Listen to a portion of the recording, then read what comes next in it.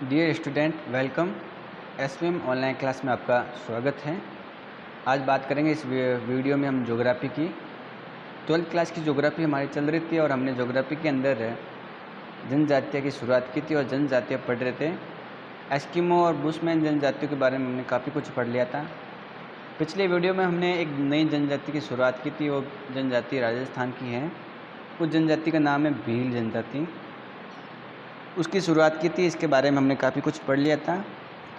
आज अगर हम इनके निवास स्थान की बात करें तो निवास क्षेत्र कौन कौन से हैं उसके बारे में बात करेंगे। निवास क्षेत्र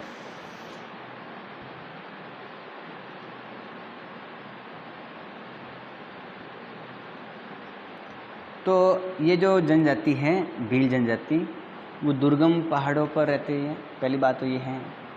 और भारत के अंदर जो अरावली श्रृंखला है, विंध्याचल पर्वत श्रृंखला है, जो सतपुड़ा है, वहाँ पर ये जनजाति रहती हैं। 4 राज्य हैं जिनमें ये जनजाति प्रमुख रूप से निवास करती हैं। अगर हम बात करें उन 4 राज्यों की तो आपको राज्यों के नाम ज़रूर याद होने चाहिए। एक तो है राजस्थान, एक है एमपी, एक है महाराष्ट्र, एक है गुजरात। इसमें ये जनजाति प्रमुख रूप से निवास करती है। ठीक है। इसके अलावा अगर हम बात करें तो राजस्थान में अगर बात करें, विशेष करके राजस्थान में कहाँ कहाँ रहती हैं ये जनजाति, तो बांसवाड़ा है, डूंगरपुर है, उदयपुर है और चित्तौड़गढ़। इन राज्यों में ये जनजाति प्रमुख रूप से निवास करती है। अगर हम बात करें एमपी में, तो एमपी के अंदर भी ये जनजाति निवास करती है। जैसे धार जिला हो या जो झाबुआ जिला है उसमें, या वहाँ जो रतलाम जिला है उसके अंदर भी ये जनजाति निवास करती है। तो राजस्थान की बात कर ली, बांसवाड़ा है, डूंगरपुर है, उदयपुर है, चित्तौड़गढ़। मध्य प्रदेश में अगर बात की तो धार है और इसके अलावा झाबुआ है और रतलाम है। गुजरात के किन किन जिलों में जनजाति निवास करती हैं उसकी भी बात कर लें अपन। तो गुजरात में जो ज़िले हैं, अगर हम उस इलाकों की बात करें तो पंचमहल है, बड़ोदरा है। ठीक है। इन इलाकों में जनजाति प्रमुख रूप से निवास करती हैं। याद हो जाएगा कि इन भूभाग में ये जनजाति विशेषकर रहती हैं। हम अगर महाराष्ट्र की बात करें, किसकी, महाराष्ट्र की, तो आपको पता होना चाहिए महाराष्ट्र के किन जिलों में निवास करती हैं। महाराष्ट्र के अंदर जो औरंगाबाद है और जो अहमदनगर हैं, इसके अलावा जो जलगांव है और नासिक, कौन सा, नासिक, और इसके अलावा जो धुले ज़िले हैं उन ज़िलों में ये धुले, उस ज़िले में भी ये जनजाति निवास करती हैं। तो औरंगाबाद, अहमदनगर, जलगांव, नासिक और धुले, ये महाराष्ट्र के प्रमुख स्थान हैं जहाँ पर भील जनजाति निवास करती है। समझ में आ गया ना कि कौन कौन से इलाकों में भील जनजाति निवास करती हैं, ये आपको पता लग गया होगा।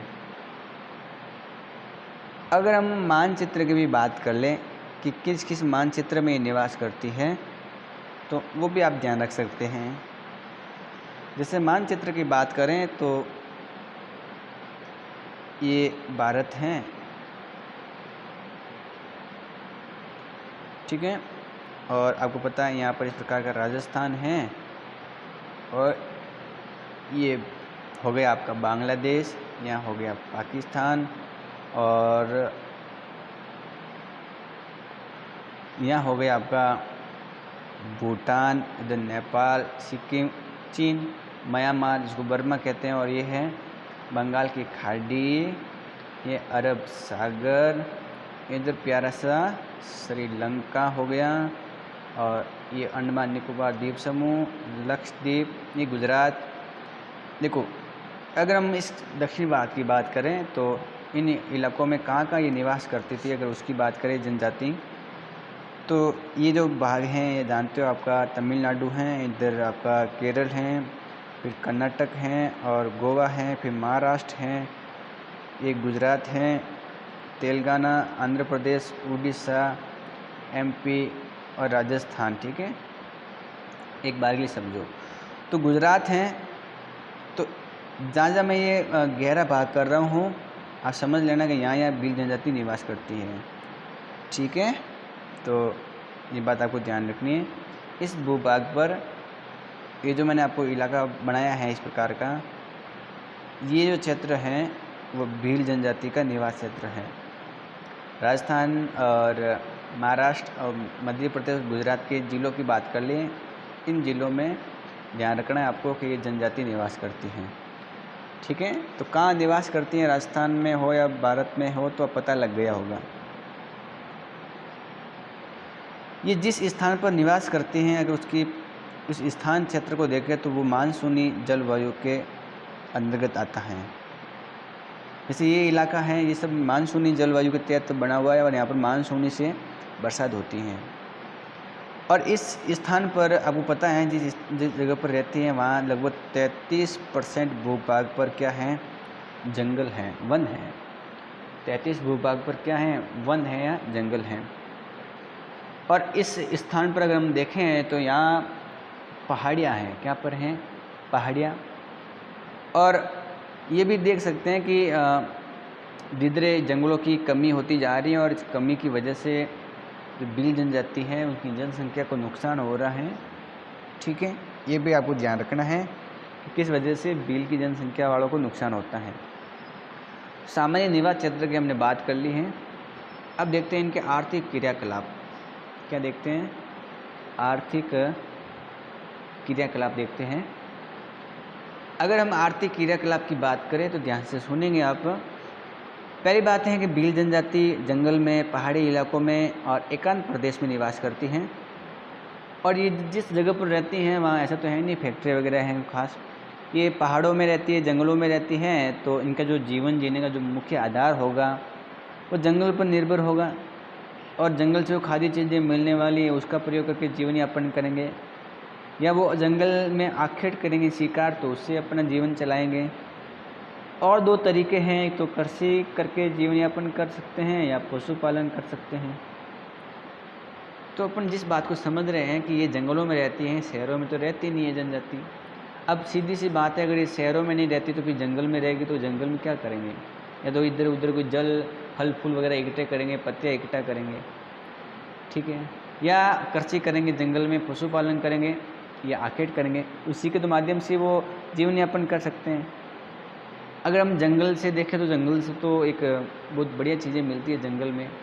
कोई व्यक्ति जंगल में रह रहा है तो उसको क्या क्या चीज़ें मिल सकती हैं, उसको कंद मूल मिल सकता है, फल फूल तो उसको मिलेगा जंगल में, ये तो मौज रहती हैं, खाने पीने की कोई दिक्कत नहीं है। पत्तियाँ भी होती हैं अलग अलग प्रकार की। जंगल में जंगली जानवरों का शिकार करते हैं, पक्षियों को पकड़ते हैं। खेती में जंगल के अंदर वो चारे की फसल हो या सब्जियों की फसल है वो करते हैं। और पशुपालन में गाय भैंस बकरी वगैरह और मुर्गी पालन करते हैं। ठीक है, तो सामान्य यही बातें जो आपने देखा होगा, सुना होगा कि किस प्रकार की जनजाति या भील जनजाति क्या क्या करती है। तो सिंपल सी बातें हैं अक्सर जो आप याद करते हो कि किस प्रकार की जनजाति है जो ये काम करती है, कि कैसे अपना जन या अपना जीवन यापन करती हैं। इस बात को आप अच्छी तरह से समझ सकते हो। ठीक है, तो ये बात आपको ध्यान में रखनी है, किस प्रकार से अपना जीवन यापन करती है।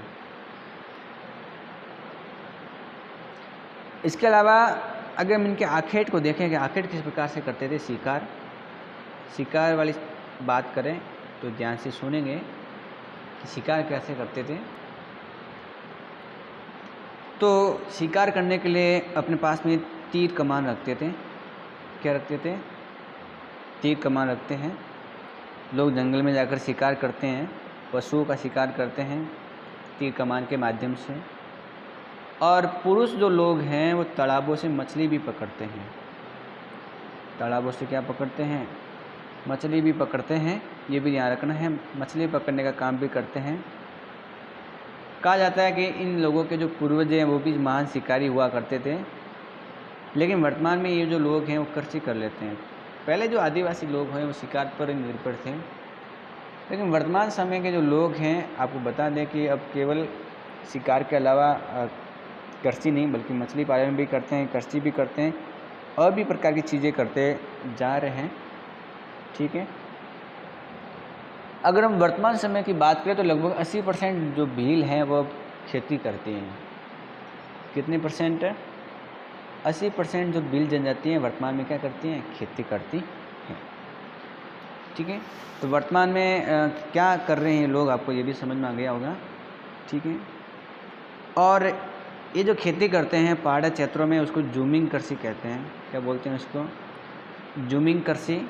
और ये इनका खुद का अपना नाम है। अगर हम इसकी जूमिंग कृषि की बात करें ये अलग अलग स्थानों पर जूमिंग कृषि तो क्या होती है आप अच्छी तरह से समझे होंगे कि क्या होता है कि कृषि में कि एक स्थान पर जो जंगल है उस जंगल में एक स्थान पर पेड़ पौधों को काट करके वहाँ से साफ सफाई करके खेती कर लेते हैं थोड़े समय तक, फिर उस क्षेत्र को छोड़ देते हैं, फिर आगे जाते रहते हैं। इस प्रकार नए नए स्थानों पर नए नए स्थानों पर साफ़ सुथरी जगह करके खेती करते हैं। तो जूमिंग कृषि है, आप समझते होंगे इसके बारे में काफ़ी कुछ। जूमिंग कृषि को ये चितामा बोलते थे। क्या बोलते थे? सीमाता कहते थे। ठीक है, और अगर ये मैदानी भाग पर कृषि करते हैं तो उसको दजिया बोलते हैं। क्या बोलते हैं? दजिया। तो दो शब्द आते हैं। सीमाता उस खेती को कहते हैं जो जूमिंग कृषि जैसी हो, जो इधर उधर भटकते वाले जो आदिवासी लोग हैं या जो व्यक्ति हैं वो खेती करते हैं। तो ध्यान रखना है आपको कि इसके अंतर्गत वो सीमाता है। और जो दजिया है, अगर हम दजिया की बात करें तो दजिया खेती मैदानी भाग में होती थी। कहाँ पर होती थी? मैदानी भाग में, ये ध्यान रखना है आपको। ठीक है, तो ये बात आपको याद रखनी है कि मैदानी भाग में क्या होती थी, और विशेषकर जूमिंग खेती को क्या कहते थे, ये बात आपको याद रखना है। ठीक है, अब बात करते हैं इनके भोजन की। किस प्रकार के भोजन वस्तुओं का ये इकट्ठा करते थे, भोजन की बात करते हैं। अगर हम भोजन की बात करें तो वर्तमान समय में भीलों का जो प्रमुख भोजन है वो मक्का है। मक्का। ठीक है, लेकिन ध्यान रखें कि जब भी इन भीलों के घरों में कोई उत्सव आता है या प्रतिभोज होता है, कोई प्रतिभोज का मतलब समझते हैं ना, कोई व्यक्ति मर जाता है, पीछे खाना बनाते हैं, तब क्या करते हैं कि वो जो चावल हैं और उनका भोजन भी होता है उस समय, और विशेषकर लापसी भी बनाते हैं। क्या बनाते हैं? लापसी। सामान्य रूप से तो मक्का खाते हैं, लेकिन कभी उत्सव है, महोत्सव है या कोई कार्यक्रम है, फंक्शन वगैरह है, उस समय वो क्या बनाते हैं? चावल बनाते हैं और लापसी भी बनाते हैं। इसके अलावा वो और क्या खाते हैं? भीलों को देखा होगा क्या खाते हैं आप। गांव में भील है तो आपको पता होगा भील किस प्रकार के हैं, लेकिन जो आपके गांव में भील रहते हैं वो काफ़ी अलग हैं। वो तो आजकल मॉडर्न हो गए हैं, लेकिन अगर उनकी वास्तविक संस्कृति देखें तो उनके कुछ अलग हैं। जंगल में रहने वाले दरअसल उनकी रीति रिवाज अलग हैं, उनकी बात कर रहे हैं हम। जंगल में रहने वाले जनजाति की बात कर रहे हैं। इसके अलावा मक्का है वो तो उपयोग करते हैं। अगर उसकी और बात करें तो वो छाछ का भी प्रयोग करते हैं, और छाछ और आटे को मिला करके वो राबड़ी खाते हैं। क्या खाते हैं? राबड़ी। राजस्थान की राबड़ी तो प्रसिद्ध है ही है, और राबड़ी आपने तो खाई और पी होगी। उसी प्रकार ये भी लोग भील जनजाति राबड़ी खाते हैं, बनाते हैं। हर घर में बनते हैं इनके तो लगभग। इसके अलावा ऐसे कौन कौन से अनाज है जो अपने भोजन में प्रयोग करते हैं? गेहूँ खाते हैं, चना खाते हैं, मूंग खाते हैं, उनका भी प्रयोग करते हैं। सब्जियां खाते हैं, मूंग की दाल हो या उड़द की दाल हो, चने की दाल हो, इनका भी प्रयोग करते रहते हैं। ठीक है, अगर इनके रीति रिवाज देखें, इनकी परंपराएं देखें तो ये मांसाहारी लोग होते रहे। ठीक है, कैसे लोग हैं? मांसाहारी, मतलब मांस भी खा सकते हैं, इनको कोई मना नहीं है। एक प्रकार के ये भी इनकी परंपरा में शामिल है। और भी लोग हैं जो महुआ हैं, उसकी महुआ वृक्ष की जो पत्तियां हैं उस पत्तियों का प्रयोग करके मंदिरा बनाते हैं, शराब बनाने का काम भी करते हैं। ये भी आपको ध्यान रखना है। ठीक है, तो एक भी आप बात याद कर सकते हो। इसके अलावा इस जनजाति के जो कपड़े हैं, वस्त्रों की बात करें कपड़ों की, तो वो आप सुनेंगे ध्यान से कि कौन कौन से कपड़े पहनती थी ये जनजाति। एक बात तो ये ध्यान रखना है कि देश की जो लगभग आज़ादी हो गई थी पूर्ण रूप से, तब हम देखते हैं तो थोड़े बहुत कपड़े पहनना इनका शुरू हो जाता है, लेकिन स्वतंत्रता से पहले, आज़ादी से पहले बिलों के कपड़े बहुत कम होते थे। वर्तमान में तो व्यवस्थित रूप से रहते हैं, और आदिवासी लोगों की बात करें तो वो कुछ अलग ही तरीके हैं उनके। अगर हम पुरुषों की बात करें तो वो क्या करते थे, जो छाल है उसका प्रयोग करके नेकर बना लेते थे और उस नेकर का प्रयोग करते थे। और स्त्रियां हैं वो पेटीकोट पहनती थी, उनका प्रयोग करती हैं। वर्तमान में जो पुराने समय की बात है, वर्तमान समय की बात करें तो पुरुष हैं वो कमीज़ धोती वगैरह पहनते हैं, साफा पहनते हैं, पैंट शर्ट भी पहनते हैं। अरे भीलों को आपने देखा होगा, जो भील जनजाति है, किसी गांव में भील लोग रहते हैं तो उनकी सामान्य क्या ड्रेस है वर्तमान में, वही तो लिखनी है आपको। पहले छाल का प्रयोग करके निकर पहन लेते थे, इस तरह पेटीकोट पहन लेती थी। वर्तमान में क्या है, वर्तमान में आपको ध्यान रखना है कि पुरुष कमीज हैं, धोती, साफा, पैंट शर्ट पहनती हैं। ठीक है, वर्तमान में स्त्रियां हैं वो वर्तमान में घाघरा है, कांचली, लुंगड़ी वगैरह पहनती हैं, तो आप सामान्य जानती हैं। अगर भील जनजाति के लड़कों की बात करें तो वो क्या पहनते हैं, अगर भील जनजाति के लड़कों की बात करें तो वो लंगोट पहनते हैं। क्या पहनते हैं भाई, लंगोट। और भील जनजाति के लड़कियों की बात करें तो वो गागरी पहनती है। क्या पहनती है, गागरी। गागरा बड़ा होता है और गागरी छोटी होती है, आप जानते हो। इसके अलावा गागरी के अलावा वो ओढ़नी भी पहनती हैं भील जनजाति की लड़कियां। ठीक है, वस्त्र समझ में आ गए होंगे। पुरुष क्या पहनते हैं, वही धोती, कमीज, साफा, पैंट शर्ट। स्त्रियाँ क्या पहनती हैं, गागरा, कांचली, लुंगड़ी पहनती हैं। लड़के क्या पहनते हैं, लंगोट पहनते हैं भाई। लड़कियां गागरी और ओढ़नी पहनती हैं। तो ये तो आपको बिल्कुल याद होगा। ये याद होने के बाद में अगर इनके आभूषण की बात करें कि कौन कौन से आभूषण ये उपयोग में जाते थे। अगर हम आभूषण की बात करें तो आपको पता है कि आभूषण जिन चीज़ों का बनता है वो तो प्रयोग करेंगे।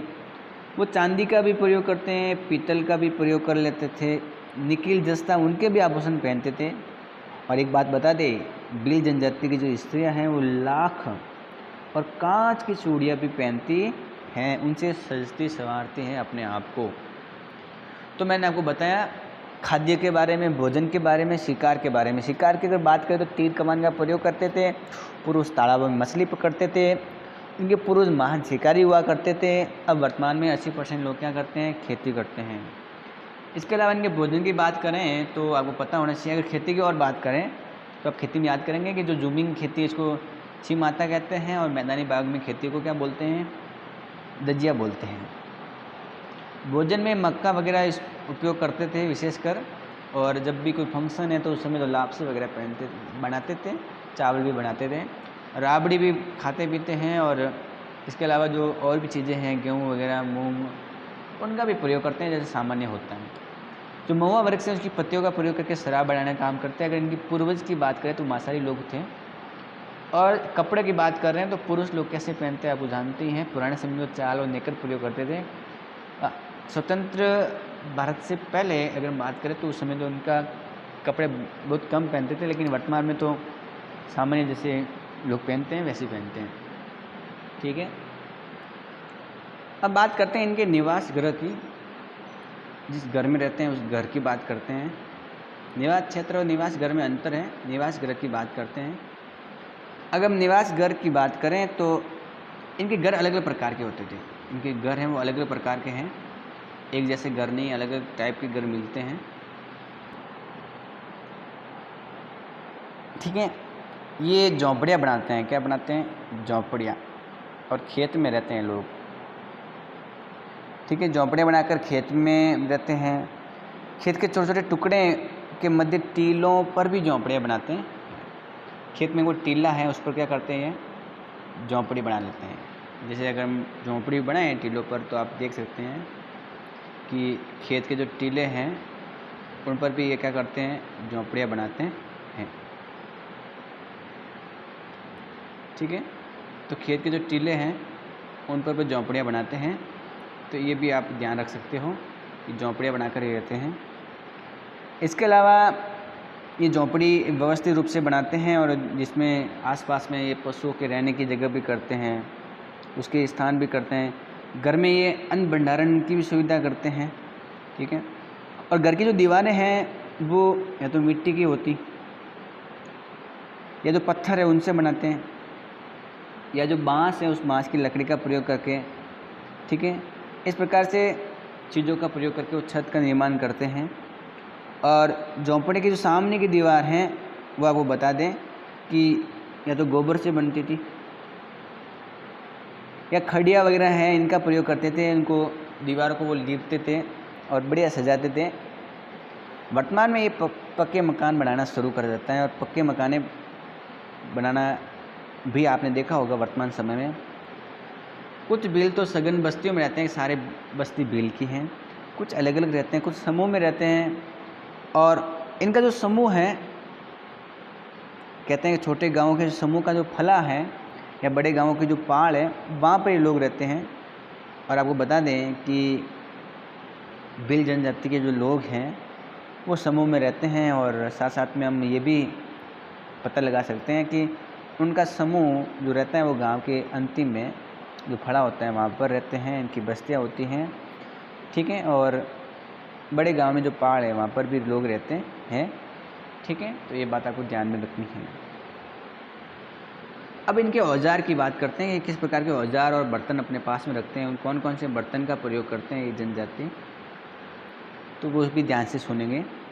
अगर हम औजार और बर्तन की बात करें तो ये धनुष बाण रखते हैं। क्या रखते हैं? धनुष बाण। तलवार भी रखते हैं, खंजर भी रखते हैं, अपने आसपास में अस्त्र शस्त्र रखते हैं। बाण है वो दो प्रकार के रखते हैं। कितने प्रकार के? दो प्रकार के। एक तो हरियो, एक रोबदो। दो प्रकार के बाण है इनके पास में, रोबदो बाण और हरियो बाण। नाम भी अजीब है लेकिन बाणों के नाम है रोबदो और हरियो बाण, ठीक है। और पक्षियों को पकड़ने के लिए एक प्रकार का ये फंदा तैयार करते हैं, इसको फटकिया बोलते हैं। क्या बोलते हैं उसको? फटकिया। फटकिया किसे कहते हैं? एक ऐसा सिस्टम जो पक्षियों को उड़ाने में काम आता है, पक्षियों को बंद करने के लिए। और ये भी है कि बंदूकों का भी प्रयोग करते हैं, इनके पास बंदूकें भी होती हैं। बिल्लों के जो घर हैं उन घर में बर्तन आपको पता होना चाहिए, मिट्टी के भी बर्तन मिलते हैं हमको। और इनके घर पर मक्का पीसने की चक्की भी होती हैं और बांस से बना हुआ पालना भी रखते हैं ये। इस प्रकार का इनका सिस्टम है बिलों का, ठीक है। तो वो बात आपको ध्यान में रखनी है। तो हम इनके औजार की बात कर ले। इनके धनुष बाण, बर्तन और बाण कितने प्रकार के हैं? दो, हरियो और रोबड़ो, उनकी बात कर ले हैं। अब इनके निवास स्थान की बात करें। निवास स्थान की बात कर ली, अब इनकी संस्कृति देख लेते हैं। समाज व संस्कृति।